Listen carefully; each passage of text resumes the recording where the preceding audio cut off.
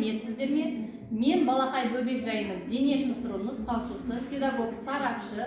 Сіздерге көне халық ойынымызды ұсынғым келеді. Ойынның аты дүмпілдек деп аталады. Мақсаты жылдамдыққа, шапшаңдыққа баулу. Ал олай болса, балалар, бір жақ топты, мінекей тоқтыларды бөлеміз. Келесі балаларды қасқырларды бөлеміз. Ал тоқтылар жайлауымыздан шығып, менің соңымнан жазыққа, жайылымға барамыз. Ол кезде қасқырлар ұйықтап жатады апанында. Тоқтылар менің соңымнан. Ал енді қасқырларды байқап қалып қашамыз.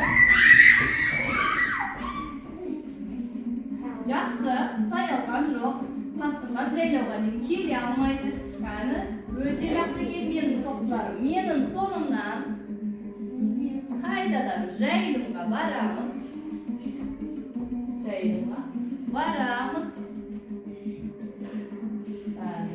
Жайлауымызды жайылып жүрміз. Қасқырларды байқап қалдық.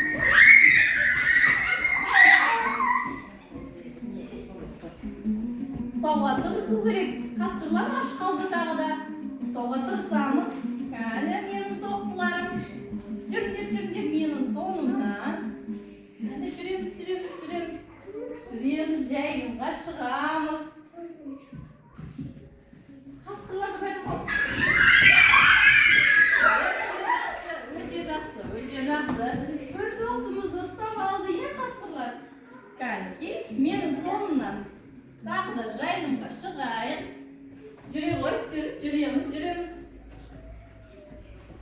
Абайлап жүреміз, менің соңымнан жүреміз. Жайылымға шықтық. Қашамыз.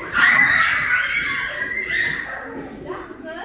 Қасқырлар өте мықты жүгіреді екен, тағы да бір тоқтымызды алып кетті.